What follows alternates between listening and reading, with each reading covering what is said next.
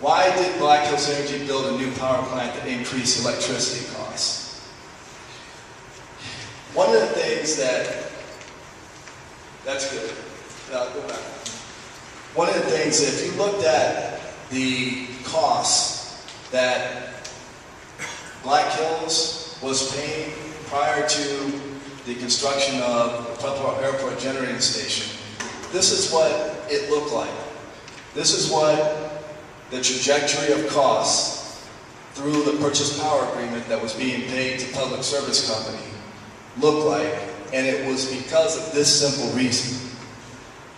Public Service Company had just constructed a $1.3 billion new power plant. That's billion with a B.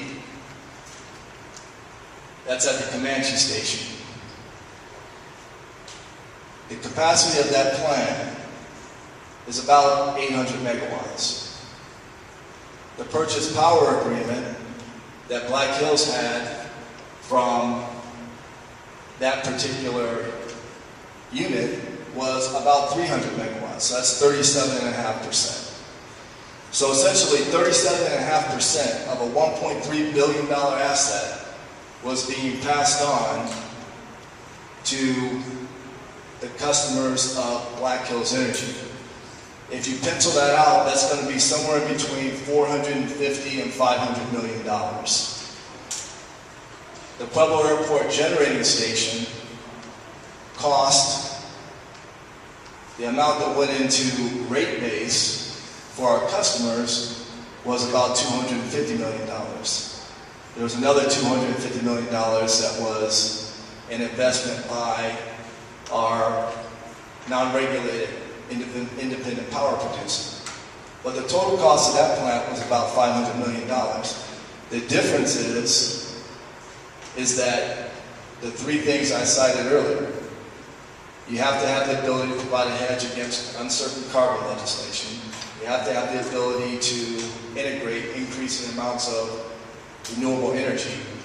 And you have to have the ability to place this service territory for the first time in its history on a path of stable rates and predictable cost increases. So why did we decide to build PAGs? Because we wanted the trajectory of future costs to look something more like this than like this. And so when you build a new asset of that magnitude, and I also know that this was the first time in the 100-plus year history of Colorado regulatory jurisprudence that a utility had to replace 75% of the energy that it used to supply energy to its customers almost overnight. And in utility terms, 3.5 years in order to replace the energy that was coming from that purchase power agreement is essentially overnight. That's never happened before. And so there wasn't much time to figure out a solution, but the solution that was arrived at was one that was designed to effectively manage numerous risks in the best interest of our customers, not the least of which is the cost risk. Then there's the carbon risk, which has a cost component, and then there's also the risk of future price stability. So that's the reason why we decided to build patents. We knew it was going to come with a high initial first cost, and that was going to be an investment. But after that, the cost trajectory would be much more manageable and much more predictable. I'll also note that just recently, within the past 30 days, the Environmental Protection Agency has launched its latest round of greenhouse gas rules. And those rules are significantly changing the way that electric power is resourced, provided for, dispatched, and used by customers, and it has a direct impact on the cost. Historically, the way that utilities have dispatched their resources, their generators, is lowest cost first.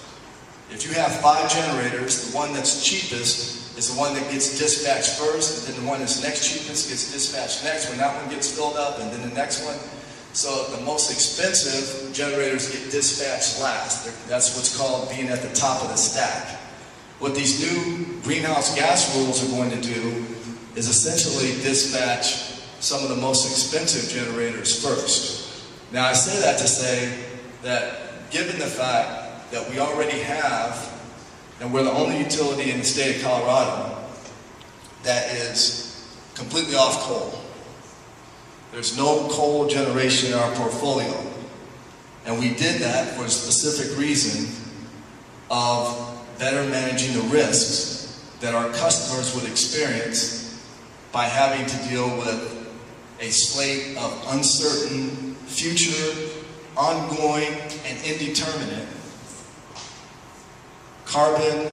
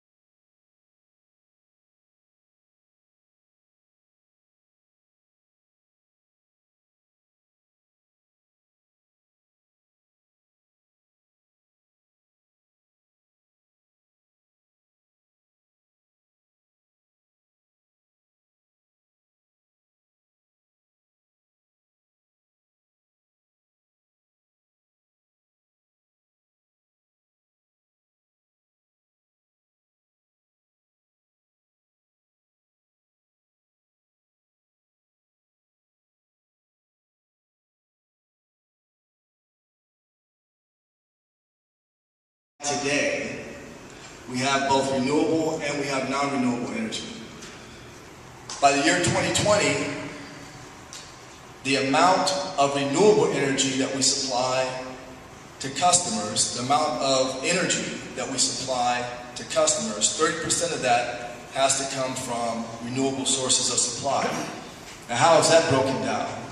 That's broken down into distributed generation, which is essentially the smaller generating supplies, like rooftop solar, for example. It's known as behind the meter. That's distributed generation. And then the non-distributed generation is the rest of that, 30%. So essentially 3% needs to come from distributed generation, and the non-distributed generation would be the remainder. So that's what the requirement is by the year 2020. And that's a requirement that was enacted by House Bill 1001 in 2010. That's what's driving the need to invest in the wind farm and the solar resources and the other resources that we are asking for as part of this next rate case and the request for proposals associated with that. That's what's driving that. We're about a third of the way there in terms of meeting that 30% renewable energy standard today. So we have just over 5 years in order to fill that gap. What are the trade-offs among the different energy resources? And I don't expect you to see all the stuff that's on this slide, but I just wanted to use it as a backdrop, is that every type of generation, whether it be coal with carbon capture and sequestration, natural gas, nuclear, hydro, wind, biomass, geothermal, or solar PV, every single one of them has trade-offs. There's no such thing as a perfect generating system or source of electric supply. If it's perfect on a particular dimension, it has a green circle. If it's significantly less than perfect, it has a yellow circle. So you could really just go through this, and this comes from the Edison Electric Institute. It's publicly available on their website.